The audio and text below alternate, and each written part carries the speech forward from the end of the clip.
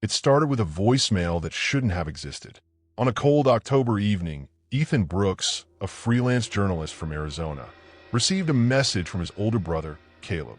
The problem was that Caleb had been dead for almost 3 years. The voicemail lasted only 17 seconds.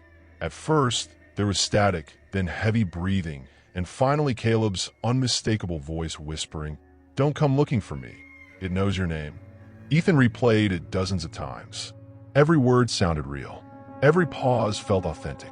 The phone company claimed the message had been recorded only 2 hours earlier from somewhere near the remote Navajo Nation lands. Unable to ignore it, Ethan packed his camera, recorder, and a revolver he barely knew how to use. He told himself he was chasing a technical error, but deep down, he feared something else. Something impossible. 2 days later, Ethan arrived at a small desert town surrounded by endless red mesas and silent canyons. The locals became uneasy whenever he mentioned the voicemail. Some simply walked away. Others told him to leave before sunset. At a dusty diner on the edge of town, an elderly Navajo man finally spoke. Leaning close, he asked Ethan if he had ever heard of skinwalkers. Ethan nodded vaguely. The old man's expression darkened. "Then forget everything you think you know," he said. "A skinwalker isn't a ghost. It isn't a monster. It's something worse. It wears what it steals." Before Ethan could ask more, the man stood up and left. On the table remained a folded piece of paper with a single warning written on it. "If you hear your name at night, do not answer." That evening, Ethan followed the GPS coordinates attached to the voicemail data. They led him deep into a remote stretch of desert where the road eventually disappeared. As darkness settled over the landscape, he found an abandoned cabin standing alone beneath a cliff. The place looked untouched for decades. Broken windows stared like empty eyes into the desert, yet fresh footprints surrounded the building. Ethan entered cautiously. Inside, he discovered old photographs scattered across the floor. His blood ran cold when he picked one up. It showed Caleb standing outside the very cabin, smiling at the camera. On the back was a date written in black ink. The date was 6 months after Caleb's funeral. Ethan spent the night inside the cabin. Around midnight, strange noises echoed from outside. At first, it sounded like coyotes. Then the sounds changed. The cries became distorted, almost human. He peeked through a cracked window and saw a large animal standing near the edge of the moonlit desert. It resembled a wolf, but its proportions were wrong. Its legs seemed too long, and its eyes reflected an unnatural pale light. The creature stared directly at the cabin without moving. Then it spoke, in Caleb's voice. "Ethan," the word floated through the darkness. Every instinct screamed at him to respond, but he remembered the note. He stayed silent. For nearly an hour, the creature remained motionless before finally disappearing into the night. The next morning, Ethan discovered something even more disturbing. Around the cabin were tracks unlike anything he had ever seen. They began as wolf prints, but gradually transformed into human footprints. The transition occurred over only a few feet of ground. He photographed everything and followed the trail toward a narrow canyon. The deeper he went, the quieter the world became. No birds, no insects, no wind. Eventually, he found a hidden cave entrance partially concealed behind boulders. Strange symbols were carved into the surrounding rock. Inside the cave, he discovered dozens of personal belongings: watches, wallets, backpacks, and photographs. Every item belonged to someone reported missing over the last 20 years. Near the back of the cave, Ethan found an old camcorder. Surprisingly, it still worked. The footage showed a group of hikers exploring the canyon years earlier. The recording began normally, but grew unsettling as night approached. One hiker pointed toward a distant ridge where a figure stood watching them. The camera zoomed in. The figure appeared human, yet its movements were unnatural. As the footage continued, the hikers heard voices calling from outside their tents. Each voice perfectly mimicked a friend or family member. One by one, members of the group followed the voices into the darkness. None returned. The final seconds showed the cameraman running before the image froze on a face staring directly into the lens. It was smiling. but its eyes were completely black. Ethan left the cave before sunset and headed back toward his truck. Halfway there, he noticed someone standing beside it. Relief flooded through him until he recognized the person. Caleb, wearing the same jacket he had worn on the day he died. Ethan froze.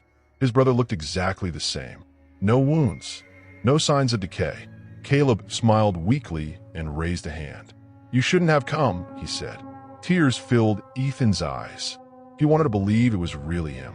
But then he noticed something wrong. Caleb never blinked. Not once. The smile widened unnaturally across his face. Slowly, his features began shifting, twisting like melting wax. Ethan backed away in horror as the figure transformed into something neither human nor animal. The creature lunged. Ethan ran across the desert as darkness swallowed the landscape.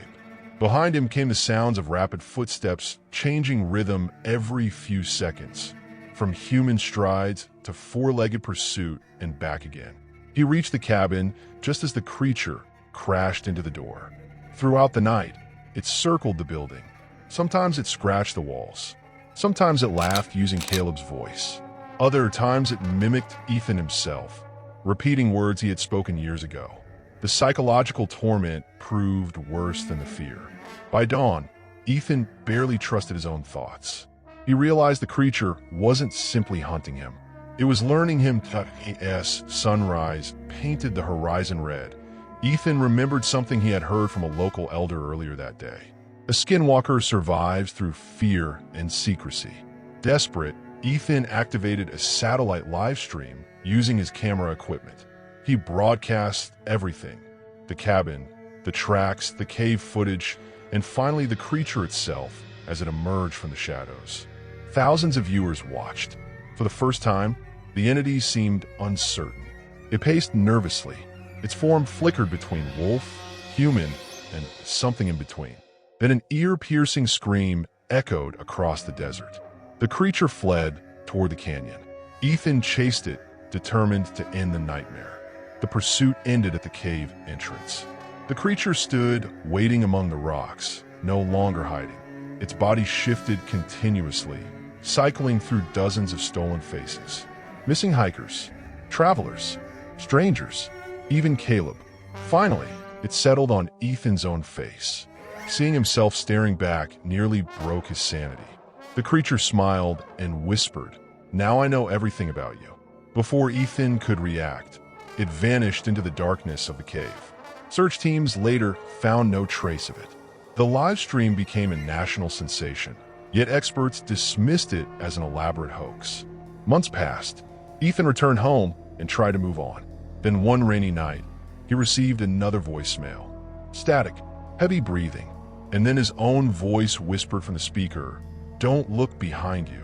Ethan slowly turned toward the dark hallway of his apartment. Something was standing there, smiling. The message ended, but the recording continued for another 6 minutes, capturing Ethan's terrified screams before suddenly cutting to silence. No one ever saw him again. The official investigation lasted only 3 weeks. Police searched Ethan's apartment, questioned neighbors, and reviewed every second of security footage. What they found only deepened the mystery. Cameras showed Ethan entering his apartment building that night, but they never recorded him leaving. Stranger still, at exactly 11:47 p.m., every camera on the 3rd floor malfunctioned simultaneously for 6 minutes and 12 seconds, the exact length of the mysterious voicemail recording. When the video feed returned, Ethan was gone. His apartment door stood open, rainwater blowing in from a nearby window. The only thing left behind was his camera recorder. Detectives expected useful evidence, but the final video file contained something terrifying. It showed Ethan staring into the hallway while whispering repeatedly, "That's not me. That's not me." Then the screen abruptly filled with static. News of Ethan's disappearance spread across the internet. Paranormal forums exploded with theories. Some believed he had staged the entire event for attention. Others insisted he had become the latest victim of a skinwalker. Among the thousands discussing the case was a documentary filmmaker named Rachel Turner. Unlike most people, She had access to Ethan's unpublished files. While reviewing his research, she noticed something unusual. Several photographs contained faint figures standing in the background. They were easy to miss at first. Yet after enhancing the images, Rachel realized the same figure appeared in every photograph Ethan had taken during his investigation. Sometimes it stood hundreds of yards away. Sometimes it was reflected in windows. Once, it appeared directly behind Ethan himself. The figure had no clear facial features, only dark eyes and an unnaturally wide smile. Determined to uncover the truth, Rachel traveled to the Navajo Nation and located the abandoned cabin. The structure was even more deteriorated than Ethan had described. Wind howled through broken walls, carrying strange echoes from the surrounding desert. As she explored the cabin, Rachel discovered something hidden beneath loose floorboards. It was Ethan's notebook. Most of the pages contained observations and maps, but the final entries were written in increasingly frantic handwriting. One sentence appeared over and over again. It copies more than voices. The last page contained a chilling warning. If it learns enough about you, it doesn't need to chase you anymore. It becomes you. That night, Rachel camped near the cabin despite every instinct telling her not to. Around 2 a.m., she awoke to the sound of footsteps circling her tent. The steps alternated between human and animal patterns, just as Ethan had described. Then she heard a familiar voice outside. It was Ethan, calm, friendly, almost relieved. "Rachel," the voice called softly. "I found proof. Come outside." Her heart pounded. She knew it couldn't be him. Ethan had vanished months earlier, yet the voice sounded perfect. Every tone, every inflection. She remained frozen inside the tent. Minutes later, another voice joined it, then another. Soon dozens of voices surrounded her, speaking at once. Missing hikers, local residents, Ethan, even Rachel's deceased father. The desert became a chorus of impossible voices, all begging her to step outside. Just before sunrise, the voices stopped. Silence settled over the desert once more. Rachel cautiously emerged from the tent. Standing only a few feet away was a line of footprints leading toward the canyon. Human footprints. Her own human footprints. She stared in disbelief. The tracks matched her boots exactly, yet they had been made while she was asleep inside the tent. Following them would have been a mistake, but curiosity overcame fear. The trail disappeared into the canyon where Ethan had last seen the Skinwalker. There, carved into the stone wall, Rachel found a fresh message. The words looked as though they had been scratched into the rock only hours earlier. Ethan was never the target. Beneath the message was another line that made her blood run cold. "We were watching you long before him."